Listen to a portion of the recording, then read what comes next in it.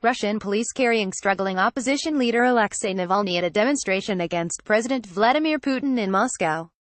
Thousands of demonstrators denouncing Putin's upcoming inauguration into a fourth term gathered in the capital's Pushkin Square. AP Chinese President Xi Jinping speaks at an event to mark Karl Marx's 200th birthday at the Great Hall of the People in Beijing.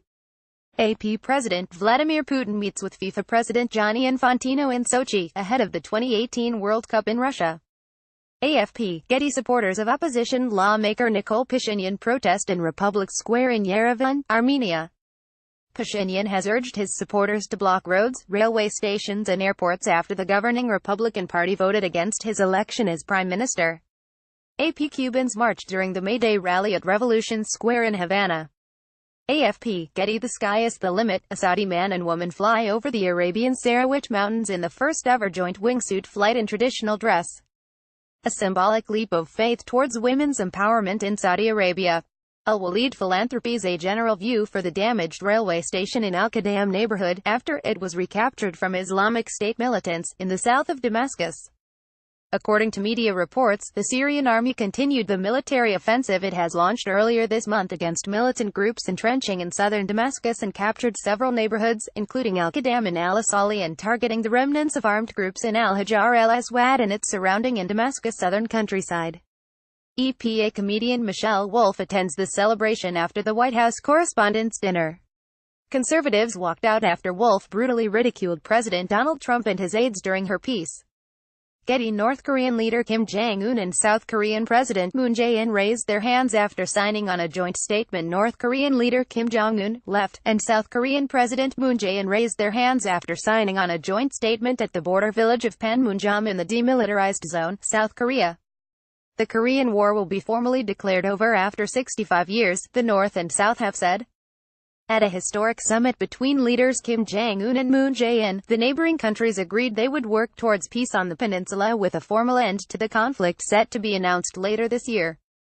The pair agreed to bring the two countries together and establish a peace zone on the contested border. Korea Summit press pool via AP women hold portraits of their relatives, who were victims of the Chernobyl nuclear disaster, during a commemoration ceremony in Kiev, Ukraine. Reuters Rohingya refugees gather in the no-man's land behind Myanmar's border lined with barbed wire fences in Mongda district, Rakhine state bounded by Bangladesh. Myanmar government said on April 15 it repatriated on April 14 the first family of Rohingya out of some 700,000 refugees who have fled a brutal military campaign, a move slammed by a rights group as a PR stunt ignoring UN warnings that a safe return is not yet possible. AFP, Getty President Donald Trump, French President Emmanuel Macron, First Lady Melania Trump and Brigitte Macron hold hands on the White House balcony during a state arrival ceremony in Washington. A boy walks on a pile of garbage covering a drain in New Delhi. Reuters newly ordained priests lie on the floor as Pope Francis leads a mass in St. Peter's Basilica at the Vatican.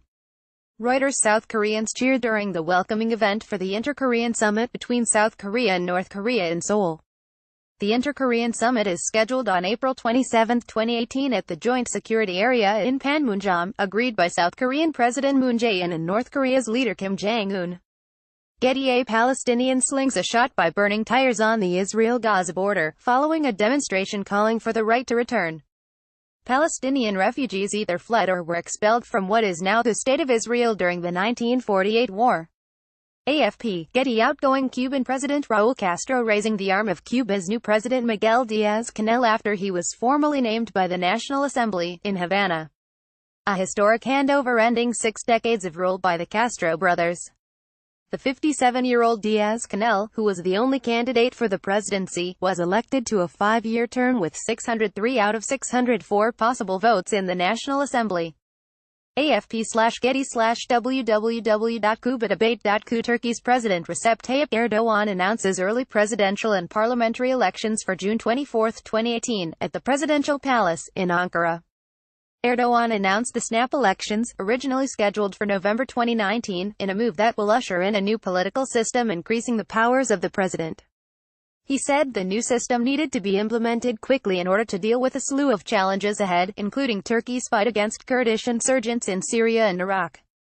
AP European lawmakers raise placards reading, "Stop the War in Syria," in protest against airstrikes launched by the US, Britain and France in Syria last week, criticizing the legitimacy of the operation, as French President Emmanuel Macron delivers his speech at the European Parliament in Strasbourg. Macron is expected to outline his vision for the future of Europe, to push for deep reforms of the 19-nation Eurozone, and will launch a drive to seek European citizens' opinions on the European Union's future. AP people participate in a protest against the rape of an 8-year-old girl in Kathway near Jammu, and a teenager in Unnao, Uttar Pradesh state, in Bangalore, India. Reuters. Fireworks are set off as the final performance takes place during the closing ceremony for the 2018 Commonwealth Games. The wreckage of the Scientific Studies and Research Center compound in the Barza district, north of Damascus, after the United States, UK and France launched strikes against Syrian President Bashar al-Assad's regime early on April 14 in response to an alleged chemical weapons attack after mulling military action for nearly a week. Syrian state news agency SANA reported several missiles hit a research center in Barza, north of Damascus, destroying a building that included scientific labs and a training center. AFP. Getty. Indian activists gathered to show support for the chairperson of the Delhi Commission for Women, Swati Maliwal, who is on a hunger strike against the alleged rapes in Uttar Pradesh, Jammu and Kashmir, in New Delhi, India. According to news reports, Maliwal is sitting on hunger strike, demanding that authorities take strict actions against the alleged rapists. EPA. Shiite pilgrims carry a symbolic casket outside Imam Musa al-Khatam's shrine to mark the anniversary of his death in Baghdad, Iraq. Reuters. Seasonal winds wash tons of debris ashore at Matahari Turbit Beach, near Sanur, Bali, Indonesia. Reuters. Syrian onlookers gather around rescue teams clearing the rubble at the site of an explosion of unknown origin which wrecked a multi-story building the previous night in the war-battered country's northwestern city of Idlib. The cause of the explosion in the jihadist-held city, which killed more than 10 people and wounded 80, according to the Britain-based Syrian Observatory for Human Rights Monitoring Group, was not immediately clear. AFP. Getty. Protesters try to block French gendarmes during an evacuation operation in the Zone Z Deferred Development Zone in Notre-Dame-des-Landes, near Nantes, France. Reuters. Competitors crossed the start line at the annual Pyongyang Marathon. AFP. Getty. The body of journalist Yasser Murtaha, 31, is carried during his funeral in Gaza City. He was shot by Israeli troops while reporting on Palestinian protests on the Gaza-Israel border. Reuters. Supporters of the former South African President Jacob Zuma rally prior to his appearance in the KwaZulu-Natal High Court on corruption charges in Durban. Zuma, 75, arrived to face corruption charges linked to a multi-billion-dollar 1990s arms deal. The graft case against him was postponed until June 8 after a brief 15-minute hearing. AFP. Getty. Palestinian protesters run during clashes with Israeli troops at Israel-Gaza border. Reuters. Presidents Hassan Rouhani of Iran, Tayyip Erdogan of Turkey and Vladimir Putin of Russia pose before their meeting in Ankara.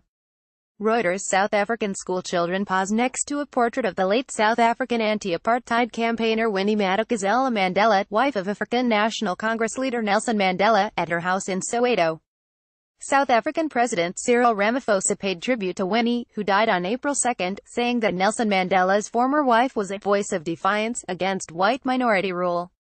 AFP. Getty. Jewish priests and civilians take part in the Kohanim prayer during the Passover holiday at the Western Wall in the Old City of Jerusalem. AFP. Getty. Pope Francis greets the crowd at St. Peter's Square after the Easter Sunday Mass in the Vatican. Christians around the world are marking the Holy Week, commemorating the crucifixion of Jesus Christ, leading up to his resurrection on Easter. AFP. Getty. Mourners hold back a relative of Palestinian Hamdan Abu Amshah, who was killed along the Israel border with Gaza, during his funeral in Beit Hanan town. Reuters. Israeli soldiers shot tear gas grenades towards the Palestinian tent city protest commemorating Land Day.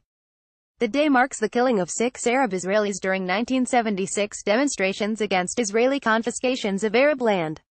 AFP. Getty. An emotional Steve Smith is comforted by his father Peter as he fronts the media at Sydney International Airport. Steve Smith, David Warner and Cameron Bancroft were flown back to Australia following investigations into alleged ball tampering in South Africa.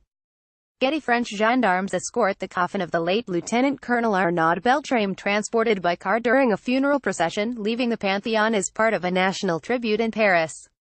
The French president will lead a national commemoration to hostage-swap policeman Arnaud Beltrame killed in jihadist attack. AFP, Getty. Russian President Vladimir Putin visits a memorial made for the victims of a fire in a multi-story shopping center in the Siberian city of Kemerovo.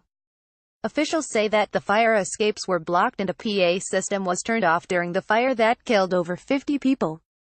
Kremlin pool photo via AP. At least 64 shoppers have been killed in fire at a shopping center in Russia. A further 16 people were still missing after flames broke out at the 4-story Winter Cherry Mall in the city of Kemerovo in Siberia, according to Russian Emergencies Minister Vladimir Puchkov.